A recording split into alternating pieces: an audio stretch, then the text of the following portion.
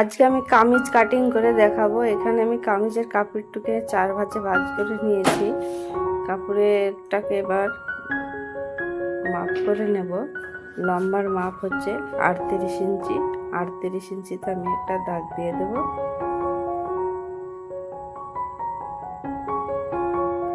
আর চওড়ার মাপ হচ্ছে এখানে 40 ইঞ্চি। এখানে কাঁধ এবং গলার মাপ 7 ইঞ্চি। 7 ইঞ্চিতে একটা দাগ দিয়ে দিলাম। বগলের মাপ নেব, বগলেও 7 ইঞ্চিতে একটা দাগ দেব। এবার গলা নেব 3 ইঞ্চি। 3 ইঞ্চিতে দাগ দিলাম একটা। এবার গলার নিচের মাপ 6 ইঞ্চি। 6 ইঞ্চিতে একটা দাগ দিলাম। ছাতি, বুকের ছাতি হচ্ছে 36 ইঞ্চি। এখানে 9 ইঞ্চিতে দাগ দিলাম।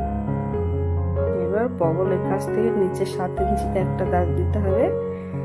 তারপরে আবার আরেকটা 7 ইঞ্চিতে দাগ দিতে হবে। এখানে পেটের কাছে মাপ হবে 7 ইঞ্চি 6 দাগ। কোমরের মাপ হবে 9 ইঞ্চি। 4 পাট করা আছে। কোমর 36, এক্সট্রা 2 ইঞ্চি সেলাইয়ের জন্য।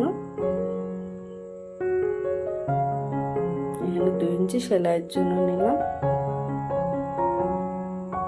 এখানেও 2 ইঞ্চি এক্সট্রা বাড়তি ছিল, ওইটা সেলাইয়ের জন্য নিলাম।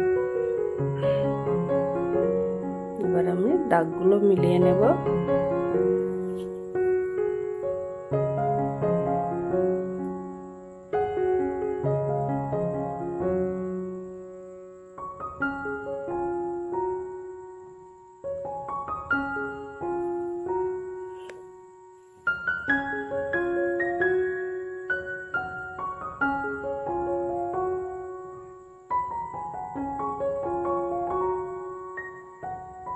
এখানে একটু বাড়তি করে কেটে নিলে সাইজটা ঠিক হবে, তাই ওখানে একটু আমি বাড়তি নিলাম।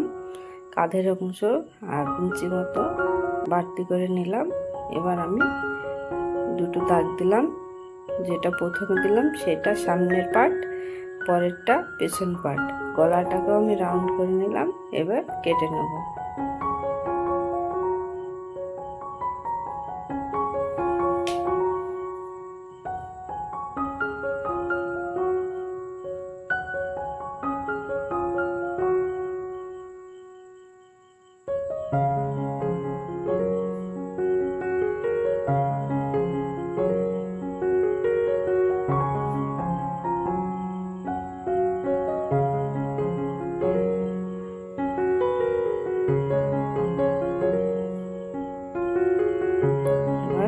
কাপড়টি আমার কাটিং করা হয়ে গেছে।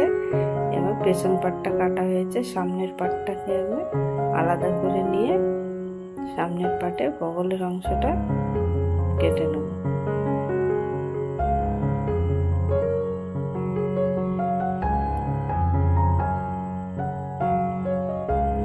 কামিজটা আমার কাটা রেডি হয়ে গেছে। এবার আমি হাতার জন্য কাপড় নিয়েছি। 4 ভাঁজ করা আছে।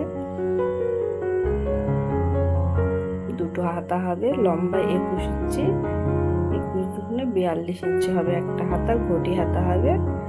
চওড়ার মাপ 7 ইঞ্চি। 9 ইঞ্চিতে একটা দাগ দিলাম। নিচে 3 ইঞ্চিতে একটা দাগ দিয়ে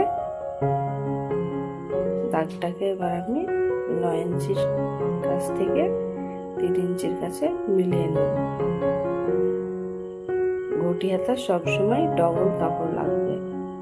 হাতার যা কাপড় লাগে তার থেকে ডবল লাগবে।